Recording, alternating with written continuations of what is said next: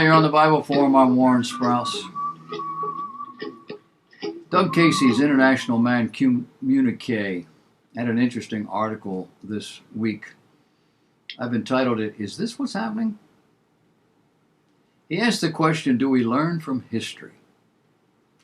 As a child of the 1940s, 50s, what you're about to hear was common knowledge among the elite and routinely predicted conservatives and business predicted by conservatives and business interests. Few paid any attention. The electorate either did not know or paid no attention at all.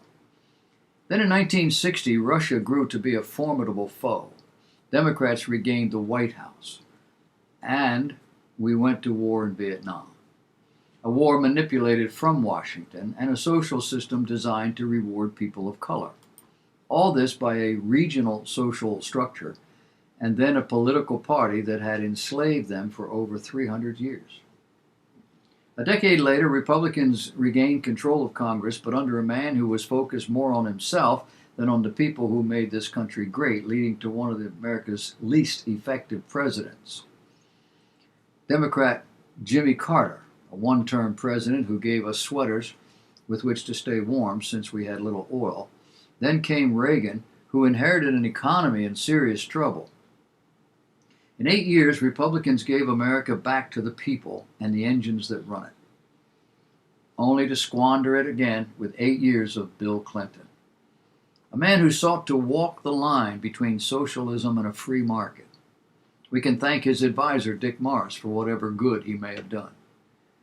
Then came George W. Bush, a Republican, and 9/11, an event that hijacked whatever he had planned. Then Obama, the darling of the left, because he was black and articulate. That he was a socialist and not an America First president didn't matter. The media loved him, and our enemies were strengthened. Can we ever forget his bowing before Muslim leaders on his first trip abroad? He goes down in history as a good president due to his efforts to strengthen international diplomacy and cooperation between peoples, as they say. From Martin Kelly, U.S. presidents of the 1990s and 2000s, published by ThoughtCo.com. Then it came Trump, a nonpartisan businessman, a man who pandered to the Democrats in business, but a man who sought to right the decades of wrong these enemies of our way of life foisted upon us. In June of 2015, Donald Trump announced his candidacy for President of the United States. At that time, his candidacy was looked upon as a joke, and indeed, well into the campaign of 2016, both Democrat and Republican politicians treated a win by Mr. Trump as a ridiculous impossibility. It was clear at the time that Mr. Trump was a textbook narcissist who would seek maximum attention for himself while he was in office and would want all events to create, or to center, I should say, on himself on a daily basis. Conservatives would be encouraged by his bluster, while liberals would burst a blood vessel over his incessant posturing. In 1928, Herbert Hoover, a millionaire businessman who had never previously held elected office, was elected as U.S. president. He was set up by the ruling elite as a patsy, the guy who would take the fall for causing the crash that would occur in 1929. That crash they knew was coming. And it worked. Those who were responsible for creating the unmanageable debt prior to the 1929 crash could not only pass the blame to their sucker president, they would also be left with an electorate that was so angry over the crash and resultant economic crisis that in 1932 the elite were able to usher in an all-encompassing Democratic win. The Democrats took both houses of Congress and the presidency in that election. Franklin Roosevelt, a banker, Wall Street insider, was presented as a friend of the little man. He promised to turn his back on his wealth, his business partners, and family, institute a host of policies that would assist them in need, collectivist policies that would in fact help to enslave those whom he claimed to be assisting. The electorate loved Mr. Roosevelt as they saw him as their personal savior. The ruling elite understood that Mr. Roosevelt was creating a regime of increased government control through which they, the elite, would more greatly dominate the populace. The anger over Mr. Hoover and his capitalist policies was so great among the electorate that Mr. Roosevelt effectively became president for life. And Democrats held both houses of government for 20 years. Only the post-war prosperity broke the hold in 1952.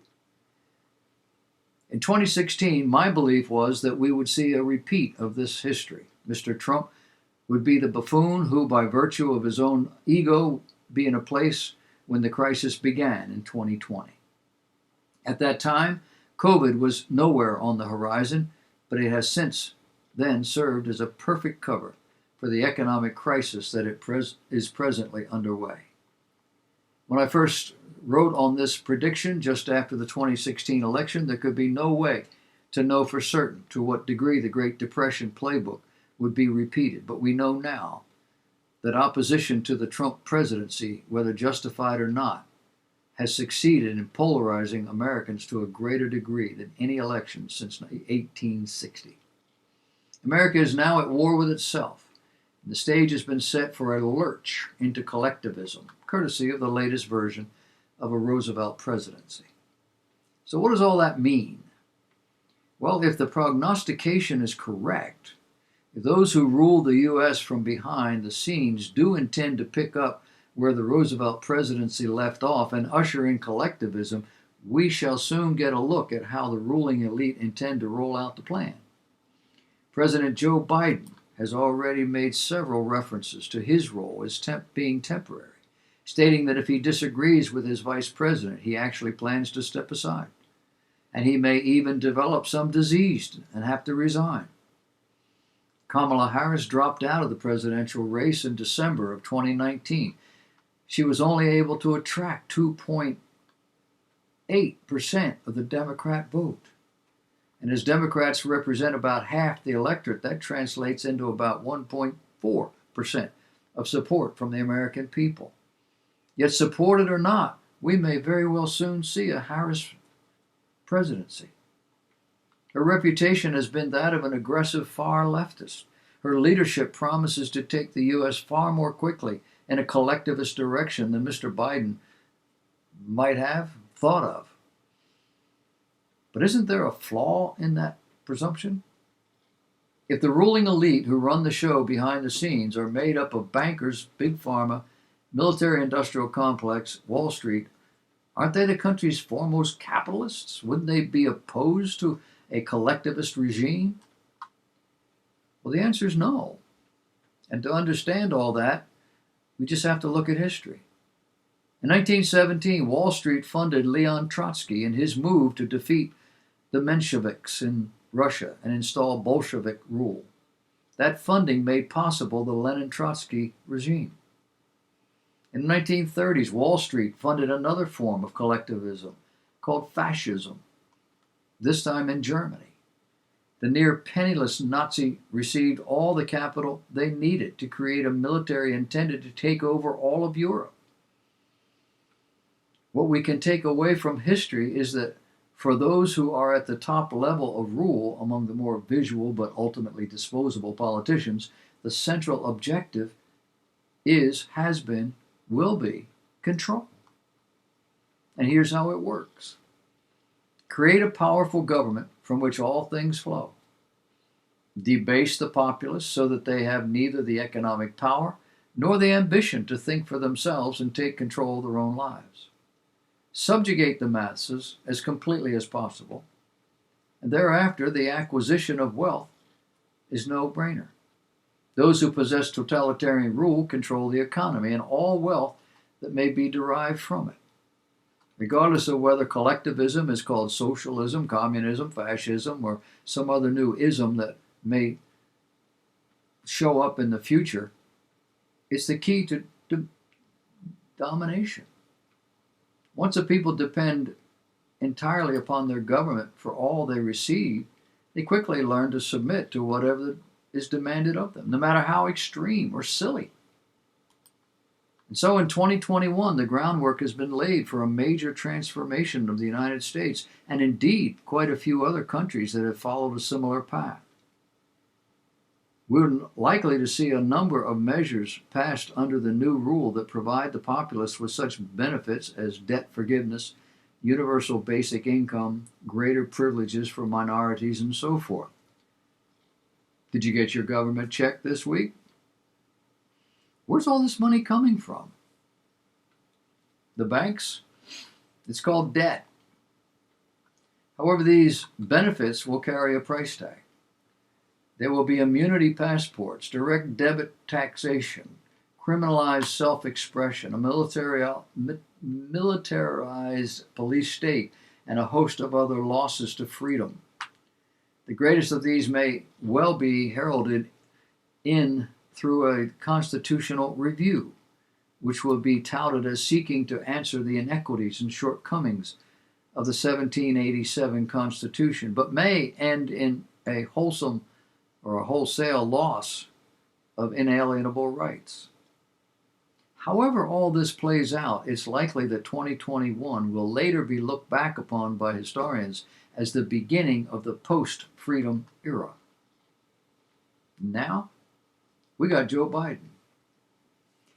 Representative James Comer from Kentucky, a Republican, told Newsmax TV last Monday that President Joe Biden's administration is displaying an America Last policy, in contrast to former President Donald Trump's America First agenda. Comer, speaking to American Agenda on Monday afternoon, asked, "Who wouldn't be for buying American?" The policy that Trump put in place, that now Biden has rescinded. The House Oversight Committee ranking member added, unfortunately, the talking points that the Biden administration keeps spitting out there don't match his policy. He said everything Biden has done thus far in the first days of his administration would lead one to believe that it's an America Last policy. From canceling the Keystone Pipeline, which cost thousands and thousands of good-paying jobs, to rejoining the Paris Climate Accords, which adds more job-killing, burdensome regulations to the private sector, to doubling the minimum wage. Everything he's done so far has put American manufacturing at a disadvantage. So what's going on? The Manward Press, written by Andy Snyder, says the forces of globalism and greed hate everything America stands for, except the free market. They look at their pocketbooks, not their national heritage, and they run this country, not the politicians. It's no secret that national elected officials leave Washington far wealthier than when they came, at least for the most part. How is that possible on the salary they receive, and the traveling they must do, and the rental of apartments or homes in Washington while still maintaining residences in their home states? Would you be surprised to learn that from the start, the intent was that Biden was a shill that would pass the ball to a hard-hitting replacement, one who could not otherwise have been sold to the American people? Is that true? Sadly, we're going to find out. Just wait.